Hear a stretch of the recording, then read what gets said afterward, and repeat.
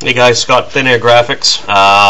This is the lost chapter from the last video I did, so it's going to go over the detail work using the 6-pack of Skullz stencil around the edges, all the positive shapes to punch out the highlights.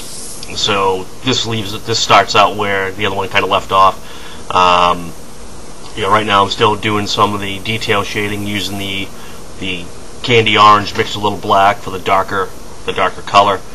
I'm going around here just freehanding the teeth, just kind of building the shape and cutting the detail in. Remember from the first one, the darker you make things, the more depth you add. So that's kind of what I'm doing right now, is just punching out the details.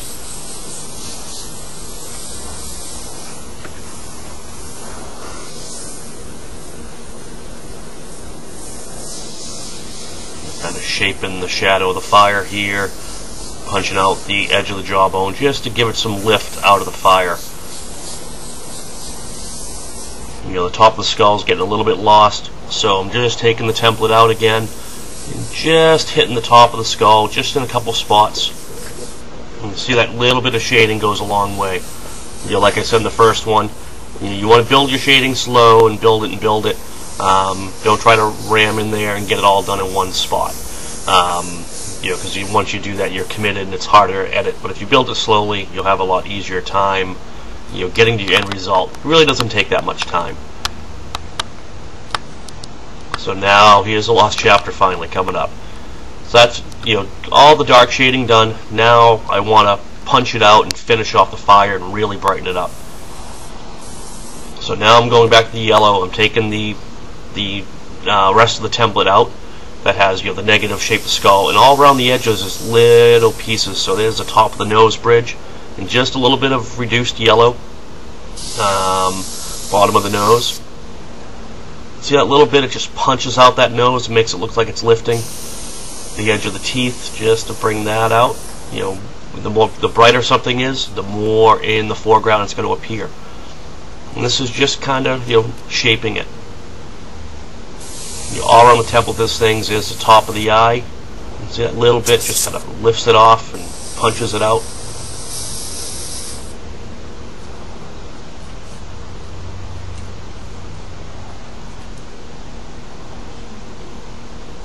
Here's the bottom of the eye socket. The light of the fire coming from the top is just kind of glowing, under the eye, into the cheekbone. Just takes a little bit. And again, I use the template and then I kind of go in and just kind of freehand it out so it doesn't look as strong. That's totally your discretion. Finding the right angle. On the packaging for the templates on the back is basically a roadmap of each template that shows you where everything is. I'm going to brighten up that eye again. See those little highlight touches really, kind of bring it into the fire.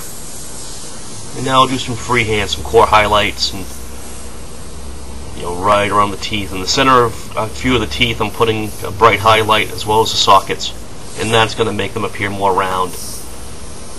See those little bits just popped out the teeth. And now I'm doing the chin, right around the cheekbone. And now I'm going to use my Pocket Graphics. And the Pocket Graphics is a business card size template. This is called the Pyro, which is usually for small fire, which I'm kind of going around and doing the fire.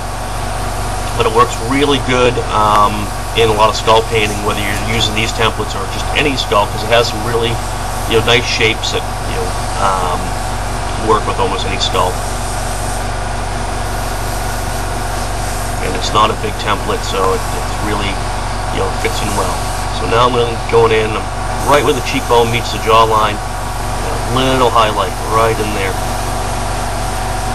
That just brings it out. Back to freehand. This is where these little templates come in handy. The whole series, there's 6 of them. One's for doing rivets, one's for doing nuts and bolts, one's for doing like water bubbles. The series of 6 Pocket Graphics. It seems like they're kind of too small to use, but they really come in handy, and everyone I know who's using them right now, from professionals to beginners, they always find a use for them. And now I'm just using the edge just to do a little fire inside. And this is where the big templates kind of get in the way. These small ones really help out.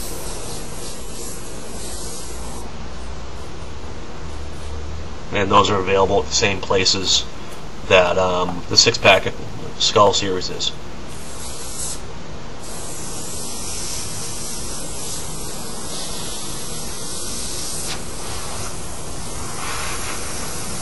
You know, this lesson here, this is you know, one of the things I'm going to be covering in my seminar this year, which is going to be you know, held at Bear Air every month in Easton, Massachusetts. And here I'm going back in with a cream color, which is just white mixed with a little bit of that chrome yellow to brighten up like the really hot spots of the fire. I don't use pure white. Pure white's way too strong and it punches out way too fast, and you just, you know, you don't really want to do that. It almost appears white, but it's really like a cream color, and I'm just going in and intensifying the highlights I really want to pop. This can be a dangerous color because you can really overwork it here, so less is really more here. And that's setting up for basically the final candy wash, which is in this case a pagan gold, which is you know, like a really rich yellow candy. And you'll see how this just really wakes everything up, and really brightens everything, just pushes everything into the foreground. It actually brightens up the oranges, it brightens up the reds, and just that little bit really punches it.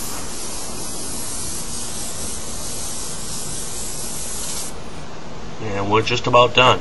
This is almost ready for clear. Going back to, you know, the chrome yellow and just putting some little, you know, opaque noodle work into the fire, just to kind of show some stringiness to the fire and, you know, offset off that brighter color. Just adds dimension. So I hope this helped fill in the gap from the last video, and hope you guys enjoy, and any questions, you'll always feel free to email me and let me know if you're having issues. And that's it, pretty much done. We'll pan around, and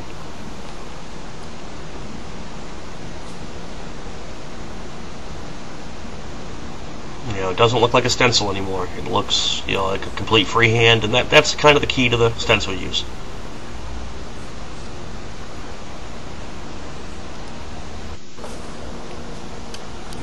Is with I just put some prep solvent on it, like a wax and grease cleaner, just so you can see what it'll look like when it's cleared.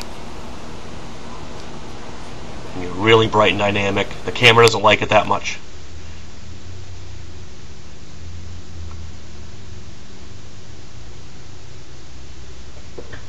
Keep an eye out for more videos. We're going to be doing some more soon, and that's it.